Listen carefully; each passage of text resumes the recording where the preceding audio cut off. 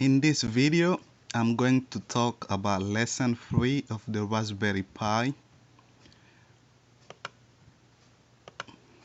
Lesson 3 of the Raspberry Pi built on lesson 2, and the objective of lesson 3 is to teach us functions. And in this video, I'm not really going in details into explaining functions, as this has been done already on the blog. So I'm going to try to keep the video as short as I can. So really what I'm going to do in this video, since all the code were given already, I'm not really gonna write any code. I'm simply going to copy and paste the code that are given already, and then I'll follow the process which require me to compile, and then I'll compile the programs, and I'll also show a couple of difficulties that I was able to face, and that's pretty much what I'll be able to do in this video. So without wasting time, really what the exercise asks from us, it said the first thing we are going to do is to create the gpio.s file. So to do that, we're just gonna go ahead and we go to our directory where we have our arms toolchains, and in my case I have that on in this directory. So I'm gonna go ahead and cd c yeah gotta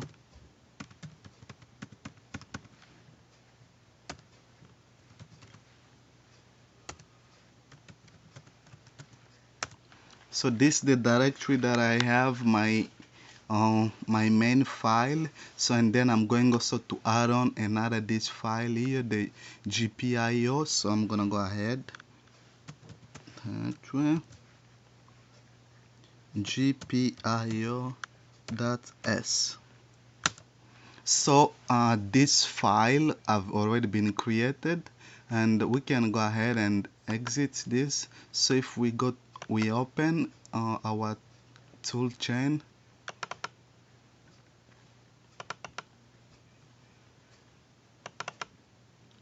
and we go to our source, you can see that the file is there. The file have already been created.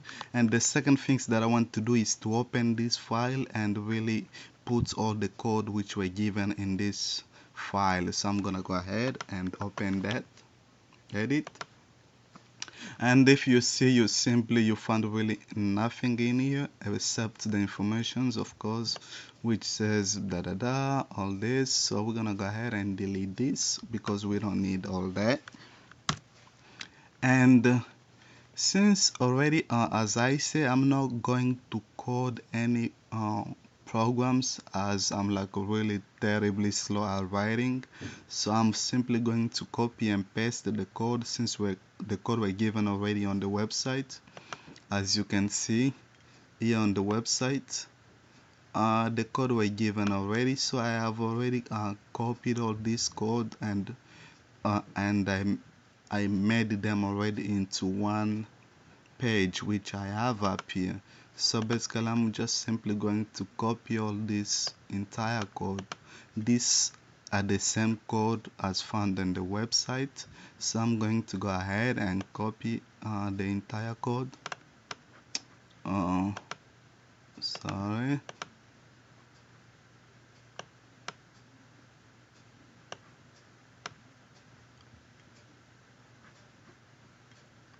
Okay, I'll just copy the entire code.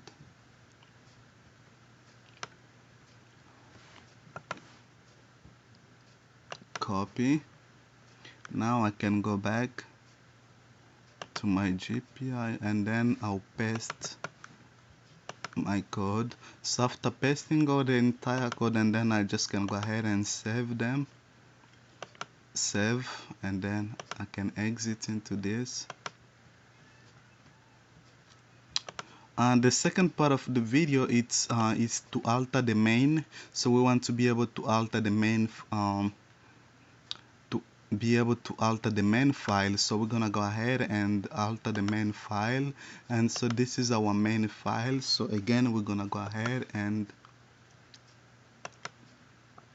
As you can see, the main already contains okay, this is from 2, it's gonna put 2. This already contains programs from lesson 2. So really now what we want to do now is simply modify this file to include the code which were given on the website. So since I already have the entire code passed somewhere, I'm really not gonna go through the trouble of trying to write the entire code. So I'm simply gonna go ahead and delete all this, and then I'm gonna go ahead and copy and paste the entire code which were given already. And I didn't write this code, I just really tried to put them together, but the code were already given on the website. So I'm gonna go ahead, copy, and then I'll paste this in my main file. Go ahead and paste those. Okay, so we can go ahead and save this. Save it. So after this, really now we pretty much done. Now the next thing that we want to do is being able to to run this. So if you're really using a window machine, the last things you want to do, you want to be able to modify your make file, because in window, once you try to run these two programs at the same time, you are going to encounter a problem. So you just going to do a slide modification. I know this is not mentioned on the website, but however, it's something to keep in mind, that you'll have to modify your make file. So I'm gonna open the make file and show you what a slight change you'll have to do in your make file for this to compile. So if I go back to my source directory and to my bins, and of course there is a make file, and this is the make file. So this make file will have to be modified, and I'm going to open that in Notepad.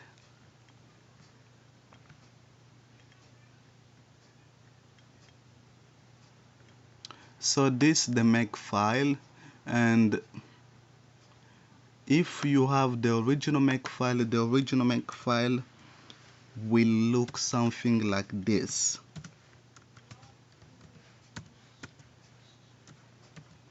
This how the original make file will look like, but for some people on the window machines, really for it to work, you will have to delete this part of the code here, so which is $ and build. So you will have to delete that for the programs to work. So we're gonna go ahead and delete that, and because I wrote it back here again because I did delete that in my previous once I was trying the programs.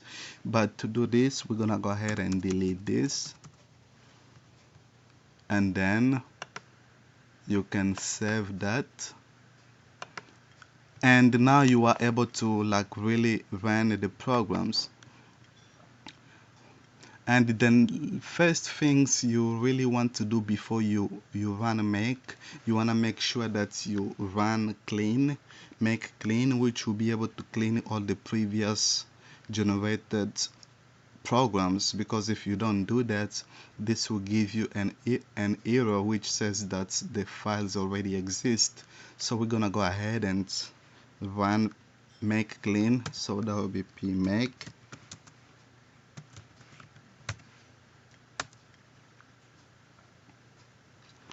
As you can see, this gives me an error, and I did explain this on my blog, so I'm not really gonna go in details into explaining this. But however, if for some reason your Mac is not working, so you can go in and delete stuff manually. So if we are in, this is in our bins directory. So if you go in your bins directory, you are going to find the build I'm just gonna go back from the beginning.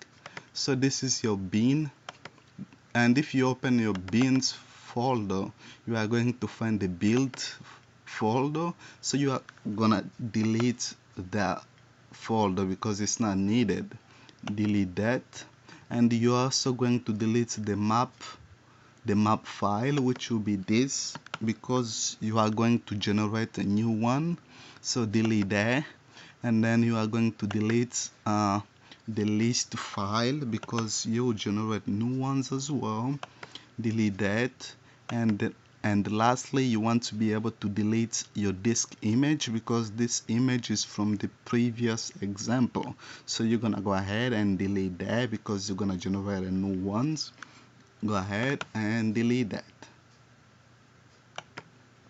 So after doing all this, you can even go ahead and close it, and then you can go back to your command prompt, and then from here you should be able to run your programs.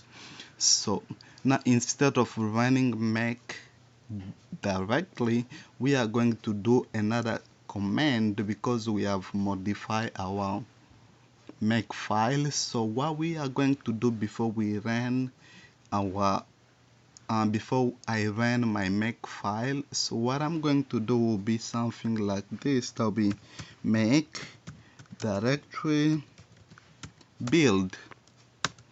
After building this, and then I can run my make file, make. Okay, what it's saying, it says no target specified and no file found. Okay, let's see what's the problems. So I'm gonna go ahead and pause the video and try to figure out what is the problems.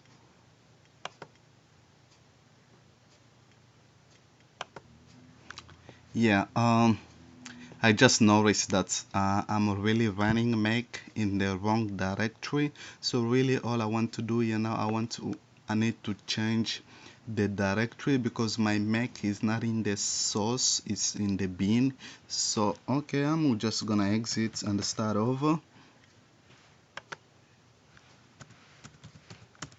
And then I'm gonna open that and try to run it again, and that is cd c Yagaro 20 12 12 to 2. Okay, now I can go ahead and run my make pmake.